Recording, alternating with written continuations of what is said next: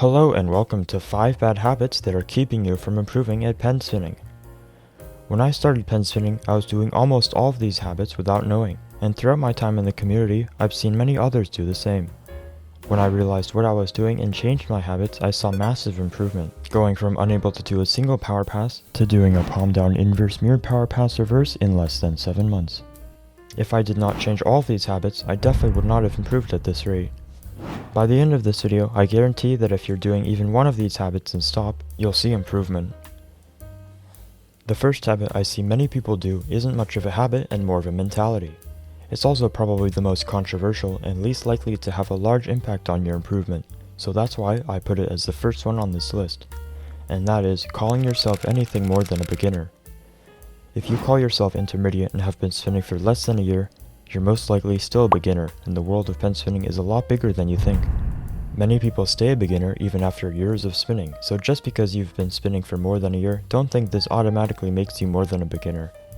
If you cannot do every trick on this list, you are a beginner. If you cannot create a decently structured combo, you are a beginner. Saying this probably offended a lot of people, and I'm sure many people out there disagree with me, but if you really want to improve, you need to know how bad you are. Adopting a beginner's mindset is critical for getting better.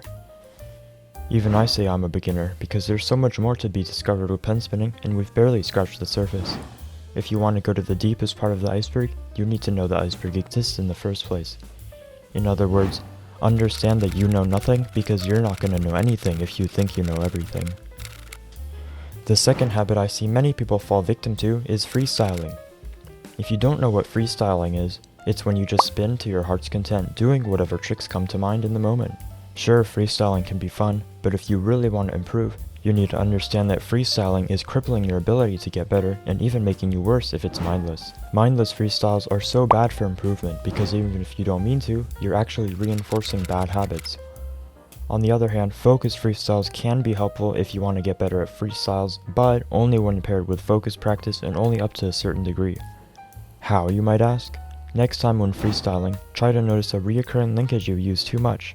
When you found the link, try making a new linkage and practice that and be mindful not to do the other link. I did this a lot when my freestyles sucked, and a couple of weeks of doing this, they became much less spammy. Freestyling more than practicing will not make you better. If you want to get better at freestyles, the best way is to actually not freestyle, but to practice more links. Linkages you practice will naturally come out and flow in your freestyles if you ever want to do them, but focused practice destroys freestyling any day for the benefit of improvement. The third habit is a somewhat newer one, and that's many people used to think the complete opposite about, and that is using mods that are either unbalanced, too light, or too short. Unbalanced is the worst of the bunch because it practices unbalanced habits. Make a balanced pen mod if you don't already have one.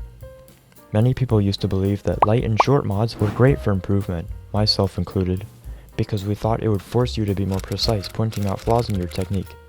This is partially true, but only for specific circumstances. When a group of beginners were recommended light mods, they came out awful. When you compare that to prodigies who use 27cm long bricks, it's obvious which is the better option. Why are long and heavy mods better for improvement? The entire reason is somewhat unknown, but part of it is likely to be because they give a margin of error, making it easier to learn harder things and to get better at rotations due to the increase in momentum. The third habit has to do with the media where you consume your content. As of 2023, Discord is by far the best social media for pen spinning, followed by Twitter. YouTube can be good, but only if you find the right content. Instagram is and TikTok is the worst. Now why is it in this order? Great question. Let's start from the bottom. TikTok prioritizes viral content. You rarely see good content or content from people you follow. Instagram is similar in that it pushes content from people you do not follow, but it also pushes some content from people you follow, so it's definitely better than TikTok, but still not the best. YouTube is the best for long-form content. Just be careful who you watch. There are a lot of beginner pen spinners out there posting misinformation. I won't name any names, but just know that they are probably the top results when searching for pen spinning. Many of the good pen spinners have smaller YouTube channels, so you have to know who to search for. Twitter takes the good part of Instagram and magnifies it. You can choose who to follow, so you can choose most of the content you consume. Twitter is also the largest Japanese pen spinning community, so you'll find a lot of them here. Discord is by far the best place for improvement. With different channels to chat live from people around the world, it's the closest media platform to actually being with them in person. You can learn so much by reading past conversations on certain topics or using the search feature in certain servers to find exactly what you're looking for. You can also post videos of your spinning to get constructive feedback with live chat features. The fifth and final habit is my favorite and probably the most likely to have a big impact on your improvement, and that is watching too many tutorials. Sure, tutorials are pretty much needed when learning fundamentals, but beyond that, the best and most important sub-skill to become good at pen spinning is using your eyes. What do I mean by this? Being able to copy a trick or linkage done by someone just by watching their video is critical if one truly wants to improve. There's no tutorial for winning the world tournament. Similar to that, there's no tutorial for being a good spinner.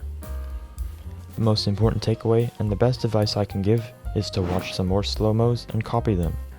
Without this skill, watching other pen spinners is pretty much useless when it comes to improvement. How about this?